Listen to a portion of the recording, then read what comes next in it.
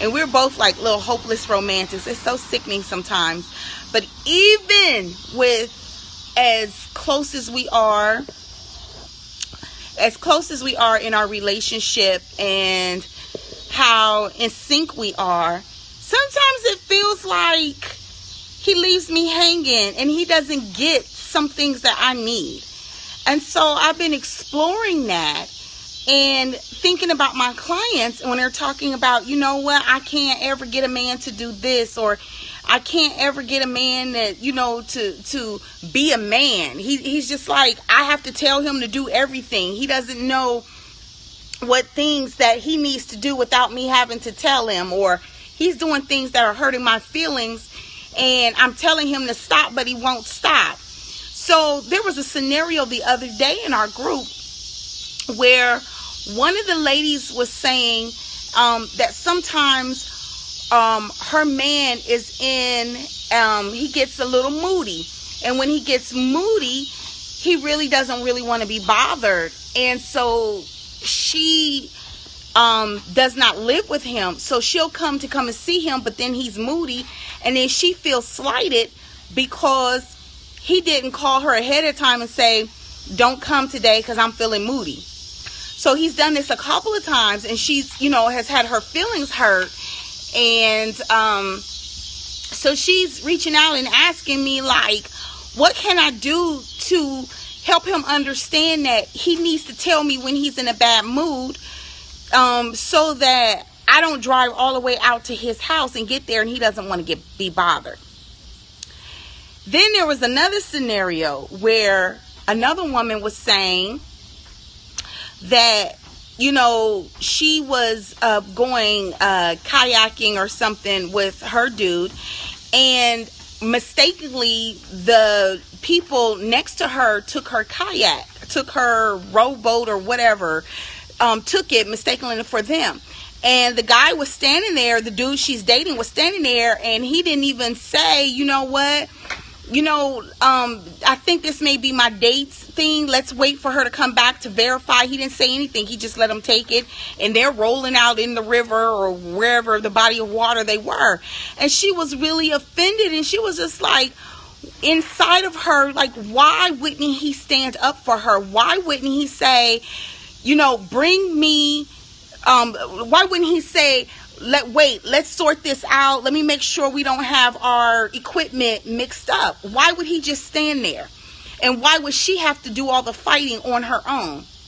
So I want to kind of talk about that, because sometimes it does feel like we as women are the men in the relationship. And I was taught a long time ago, I saw a quote, and I can't remember who said this quote, but she said that women have become the men that we wanted to marry. I'll say it again. We women have become the men that we wanted to marry. And so I feel like there's so much validity in that, because we've learned how to take care of ourselves. We're extremely independent. We're strong. We're problem solvers. We do the damn thing. We really do the damn thing.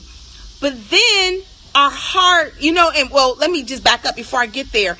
And in our hearts, we're saying, you know, I really don't need a man because I got this. You know, I can pay my own bills. I got my own car. I have a degree. I have a good job. I'm raising my kids. You know, I got this. But then there's this longing in the back of your heart that really craves to have a real masculine man's touch. But then when we get the man, it doesn't feel like he's supporting us. It doesn't feel like he really cares. It doesn't feel like he's got, you know, he's in our corner. And so I want to talk about that a little bit, to why that's happening. So number one, the first reason that's happening, this is just part one of this talk. Because I have like 6 steps to this, but I'm going to go over the first 2 steps in our short amount of time in our little quick love chat today. So number one, energetically, we as women give off the signal that we don't need any help energetically. So although we may say, you know, honey, I need you to, you know, put the gas in my car or wash my car for me, and he doesn't do it, it's oftentimes because energetically we have the belief that we don't really need him, that we can do it ourselves. And sometimes we find ourselves saying, if he does not wash this car by Wednesday, I'm going to do it myself. And so we end up doing it. When he doesn't wash the car by our time frame, guess what we end up doing? We do it ourselves. So energetically, we're sending off vibes that we do not need them, because those vibes come from our core. Our core is our soul, and our soul is saying, I'm strong, independent, and I don't need any help. So therefore, when you really do feel like you want some help, help doesn't come, because energetically you are repelling help, because you're saying, or the core of your belief in your soul, you're saying, I don't need help. So that's the first reason that's happening, why they don't stand up for us or don't come to our needs when we need them. Because energetically, we're repelling that because of our makeup, our belief system. And so many women will come to me and say, my mom taught me not to depend on a man. My mom taught me to be able to do everything myself. My mom taught me to, like I said, just depend on yourself, or you don't depend on anybody.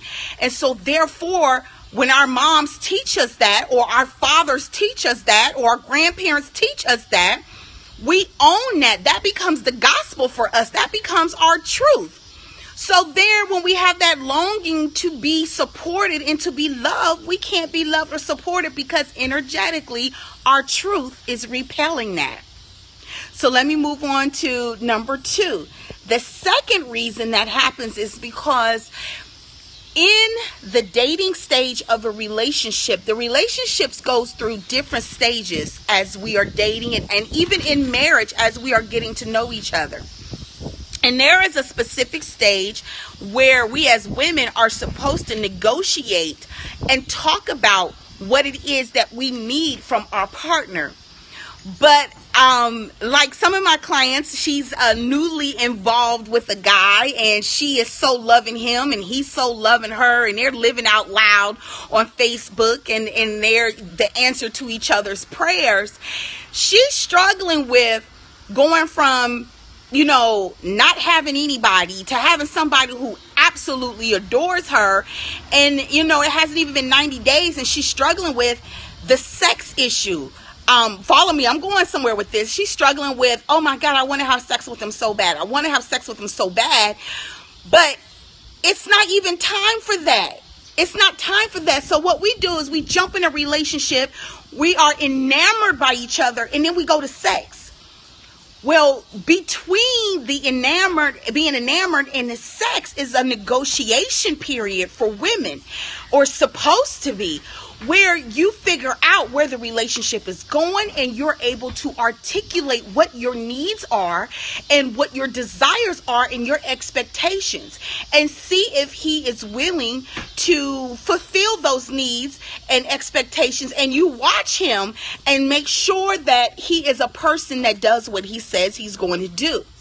But because we miss the negotiation phase of the relationship building, and we go from being madly in love to sex, and then walking down the aisle, or break up, or shacking up, or whatever, we end up later on, when the enamoration, when the honeymoon phase of the relationship ceases, and the real needs start to surface and the real personalities start to surface, we then want to make requests. And for a man, when you flip the script on him and start making requests that you didn't make in the beginning, he's likely not going to fulfill those requests, right? Because it wasn't a requirement when you first got together. Secondly, he's not going to do it because it takes him time to transform into whatever it is that you are wanting him to do, be, and give you. So So it takes time. So sometimes when we say, honey, I really need you, and I'm just being real generic right now, but honey, I really need you to empty the trash on Tuesday. Well, if you just started having him empty the trash on Tuesday and just made that request, and that request wasn't made 6 months ago because you were the one emptying the trash, or your children were emptying the trash, but now it's getting too much for you, so now you want him to start emptying the trash, don't expect him to be like, oh, okay, babe, all right, and then jump up and start emptying the trash, because men don't, their mindset don't always work like that. It takes them time, like boiling water. It takes them time to get to the temperature of the boil. And so it takes them time to get to the part of them that creates the transformation to be of better service to you. So those are the two things I want to leave you with tonight. Tomorrow I'll come back with a couple of more reasons this happens. But the first thing is, energetically, you may be repelling his help and his support. And secondly, it wasn't in the initial negotiation process. You maybe didn't even have one where you were articulating what it would require to be with you, or the type of guy you really needed to have support you. Because I know how these conversations go. When you're dating, you're always infatuated by talking about what went wrong in the previous relationship. You're talking about you want somebody that's kind and who's understanding and who's patient and who's loving and who's romantic. Well, all of those are very big words. We have to learn with men that they need it to be very simple, and it needs to be logical so that it makes sense. So when you say, I need a man that's kind to him can mean something totally different than it means for you. So because when we don't negotiate and we aren't able to really articulate what our needs are and what we are expecting, we can't get upset and be angry when they're not giving us what we want, because it takes them time to really understand the significance of what it is that you're asking them. Okay? So listen, if you are in a new relationship, ladies, or you want to be in a relationship and you want to understand how to do the negotiation phase of the relationship so that you make sure that you and your fella are on one accord, I have a product called Get the Ring.